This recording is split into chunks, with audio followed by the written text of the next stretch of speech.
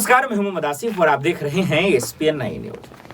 कुछ दिन पहले अभी देश में संसद चल रहा था, लेकिन उसमें जो तस्वीरें आई वो हम सबको हैरान करने वाले थी। एक तरफ पूरा विपक्ष अडानी को लेकर मोदी सरकार से सवाल पूछ रहा था। मोदी अडानी भाई भाई के नारे भी लग रहे थे, तमाम चीजें हो रही थी।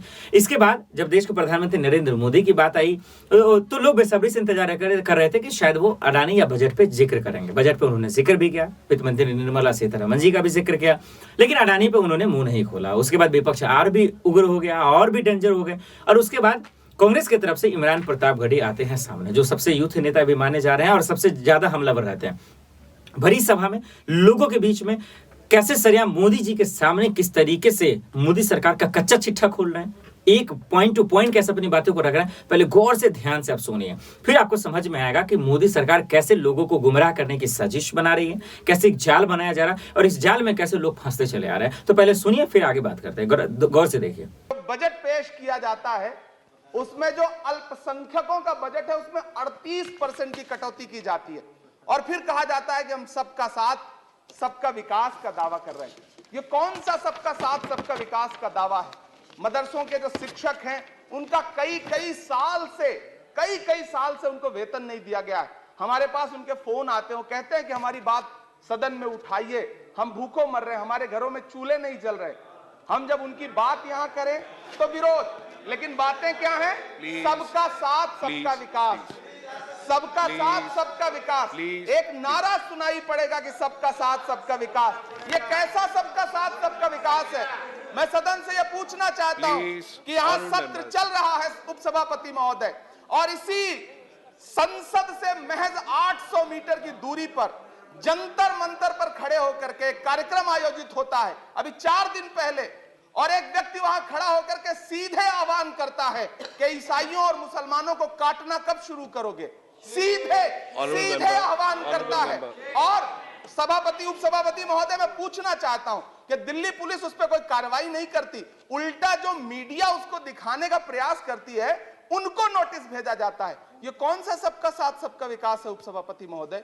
यह हम बहुत गंभीर लोग यहां बैठे, मैं उच्च सदन में बैठा हूं, मैं यहां खड़ा होकर के कहना चाहता हूं, यह कौन सा सबका साथ सबका विकास है उपसभापति महोदय? इसी दिल्ली में एक सांसद पाए जाते हैं, सत्ताधारी पार्टी के सांसद हैं, वो अपने कार्यक्रमों में सार्वजनिक मंचों पे खड़े होकर कहते हैं कि मुसलमानों का आर्थिक बहिष्कार करो। आप कह रहे हैं सबका साथ सबका विकास। कैसे होगा सबका साथ सबका विकास जब सत्ताधारी पार्टी के सांसद आर्थिक बहिष्कार की अपील करेंगे और उनके खिलाफ एक मामला तक दर्ज नहीं होता? प्रधानमंत्री जी अपने भाषणों में सबका साथ सबका विकास की बात करते हैं, लेकिन अफसोस है कि जब राजनीतिक तौर पर विकास करने की बात आती है तो लोकसभा में एक भी टिकट ये सत्ताधारी दल किसी मुसलमान को नहीं देता, राज्यसभा में एक भी टिकट किसी मुसलमान को नहीं देता, विधानसभा में जो बड़े बड़े प्रदेश हैं उसमें एक भी टिकट मुसलमान को नहीं देता। और वो 3 जो नाम के लोग थे, मुख्तार अब्बास नकवी साहब, एमजे अकबर साहब, सैयद जफर इस्लाम, उनको भी किनारे लगा दिया जाता है। ये कौन सा सबका साथ सबका विकास है? काहे का सबका साथ सबका विकास? ये नारा, ये दावा खोखला है। मैंने प्रधानमंत्री जी के भाषण सुने हैं, जब 3 तलाक पर बिल आ रहा था उपसभापति महोदय, तो प्रधानमंत्री जी कहते थे कि मैं अपने मुस्लिम बहनों को हक दिलाना चाहता हूं, उनके न्याय के लिए लड़ रहा हूं, ये बिल मैं उनके लिए ला रहा हूं। आपने भी सुना होगा वो नारा। मैं तो सभापति महोदय बचपन से जिस विद्यालय का पढ़ा हूं वहां संस्कृत का एक श्लोक सुना करता था कि यत्र नार्यस्त पूज्यन्ते रमन्ते तत्र देवता। मैं इसे सुना करता था उपसभापति महोदय। और फिर आज जब यहां सदन में खड़ा हूं तो मैं पिछले दिनों लाल किले से प्रधानमंत्री जी की, लाल किले की प्राचीर से वो भाषण, उनकी वो तकरीर भी सुन रहा था, जब वो कह रहे थे कि महिलाओं को बिना हक दिलाए देश आगे नहीं बढ़ सकता।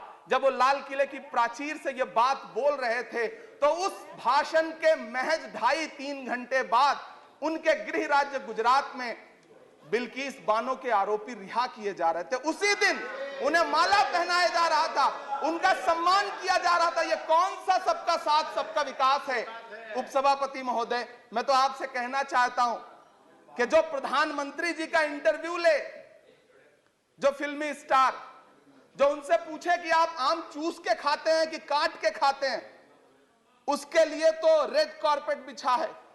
जो अभिनेत्रियां उनकी विचारधारा के समर्थन में बात करें, समर्थन से ज्यादा आगे बढ़ के बात करें। उनके लिए जेड सिक्योरिटी है, लेकिन वो शाहरुख खान जो पूरी दुनिया में भारत के तिरंगे का मान बढ़ाता है, जिसे फीफा वर्ल्ड कप में आमंत्रित किया जाता है, उसके लिए सोशल मीडिया पे किस तरह के ट्रेंड चलाए जाते हैं। कौन सा सबका साथ सबका विकास है महोदय? मेरा नाम इमरान है। मैं उस पीड़ा को महसूस करता हूं जिस पीड़ा का जिक्र अभी मनोज झा जी कर रहे थे। मैं उस पीड़ा से गुजरता हूं, इसलिए मैं आपसे यहां खड़ा होकर कहता हूं कि हम हर दिन सुनते हैं, कई सारे मंत्री हैं जो ट्रेवल एजेंसी खोल के बैठे हैं, जो ये कहते हैं कि देशभक्ति हर दिन देशभक्ति साबित करो, चले जाओ वहां चले जाओ। मैं तो उनसे कहना चाहता हूं कि तुमने नफरत का जो बाजार सजाया हुआ है, तू ये कहता है मुसलमान पराया हुआ है, आजा दिल चीर के दिखलाऊं वतन का नक्शा, मेरा भारत मेरी सांसों में समाया हुआ है। हम उसको किसी को हर दिन उसका सबूत नहीं देते फिरेंगे। ऐसे में अगर ये बिल मांग करता है कि मुसलमानों के शैक्षिक और उनके सामाजिक, उनके आर्थिक उत्थान के लिए सरकार उस पर ध्यान दे, तो फिर तकलीफ क्या है, दिक्कत क्या है? क्या आपका जो नारा है वो झूठा है? क्या सबका साथ सबका विकास का नारा सिर्फ खोखला है? बजट से तो यही जाहिर होता है, आप लगातार घटाते जा रहे हैं बजट, आप लगातार कटौती करते जा रहे हैं। पूरे देश में प्रधानमंत्री जी दावा करते थे सबका साथ सबका विकास के नारे के साथ कि 2022 में हर व्यक्ति के छत पर, घर पर, सर पर छत होगी। यह प्रधानमंत्री जी का उद्धृत किया गया बयान है। लेकिन मैं तो आपसे यह कहना चाहता हूं, आप असम उठा के देख लीजिए, आप मध्य प्रदेश उठा के देख लीजिए, आप उत्तर प्रदेश उठा के देख लीजिए, एक दैत्याकार बुलडोजर है जो चारों तरफ घूम रहा है, और जिनके सरों पर छत है भी उन छतों को भी छीन लेना चाहता है। लेकिन क्या प्रधानमंत्री जी इसे देखते नहीं है? क्या भारतीय जनता पार्टी सरकार के जिम्मेदार नेता इसे देखते नहीं है कि वो बुलडोजर सिर्फ लोगों का घर नहीं कुचल रहा है, संविधान को कुचल रहा है, लोकतंत्र को कुचल रहा है।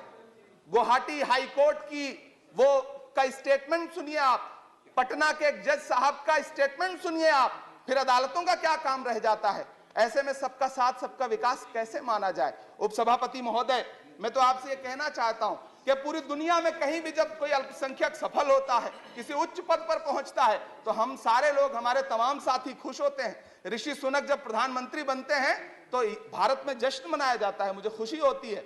आप दुनिया के किसी दूसरे देश में अल्पसंख्यक अगर सफल होता है तो आप खुश होते हैं, मिठाइयां बांटते हैं।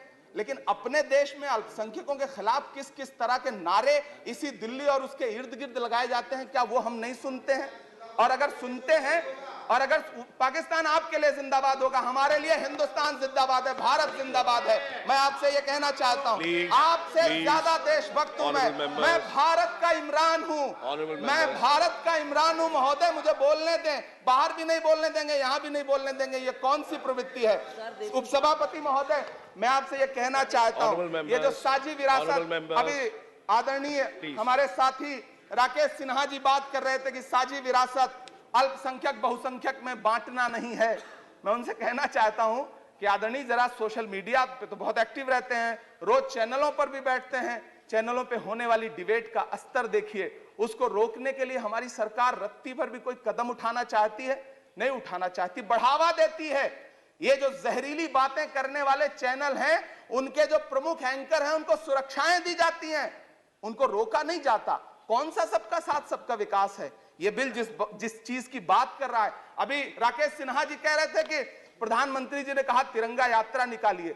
मुझे पूरा विश्वास है कि प्रधानमंत्री जी ने कठुआ के बलात्कारी के समर्थन में तिरंगा यात्रा निकालने के लिए कभी नहीं कहा होगा, लेकिन फिर भी निकली, लेकिन किसी ने रोका नहीं, किसी ने कोई आवाज नहीं उठाई। उपसभापति महोदय, दर्द बहुत सारे हैं, लेकिन ये जो रेजोल्यूशन लेकर के आए हैं उसमें जो शैक्षिक और आर्थिक बातों को उद्धृत किया गया है, मैं आपसे अनुरोध करूंगा कि इसे देखा जाए, इसे जांचा जाए। आपने इमरान प्रतापगढ़ी को सुना, इन्होंने बताया कि कांग्रेस के राज में क्या था, बीजेपी के राज में क्या हो रहा है, कांग्रेस के राज में क्या हुआ था, बीजेपी के राज में क्या खत्म हो रहा है। बहरहाल प्राइवेटाइजेशन या फिर नोटबंदी या जीएसटी या तमाम चीजों की वो बात कर ले, बीजेपी वर्सेस कांग्रेस के बीच में ये उलझ कर रह गई है। लेकिन हकीकत यही है कि मोदी सरकार उन मुद्दों पे बात ना तो करना चाहती है, ना कर पा रही है, जिससे देश के लोगों का भला हो, देश के युवाओं का भला हो, देश की महिलाओं का भला हो। और ये उस पर कर भी नहीं पाएंगे, क्योंकि सरकार इतना कर्ज ले रखी है। आपको अगर मैं एक आंकड़े बता पाऊं, अगर मोटा मोटी, तो अगर जब देश जब से आजाद हुआ 1947 के बाद, कांग्रेस की लगभग सरकारी थी, अटल बिहारी वाजपेयी को अगर छोड़ दें तो लगभग ज्यादा कांग्रेस की रही, वो सिर्फ और सिर्फ 50 से 60 के आसपास जो है वो कर्ज ली हुई थी। लेकिन सिर्फ 8 सालों में मोदी सरकार उससे ज्यादा कर्ज ले चुकी है। सवाल ये नहीं कि आपने कर्ज लिया, सवाल ये है कि कर्ज लेकर उस पैसा का आपने इन्वेस्ट कहां किया, खर्च कहां किया, क्या देश की तरक्की के लिए किया या अपने नेताओं की तरक्की के लिए किया, ये बड़ा सवाल है। बहरहाल इमरान प्रतापगढ़ी के सवालों का जवाब कौन देगा बीजेपी की तरफ से, ये आने वाले वक्त में पता चल जाएगा। आज के लिए इतना ही, मुझे दीजिए इजाजत और आप देखते रहिए एएसपी न्यूज़। नमस्कार।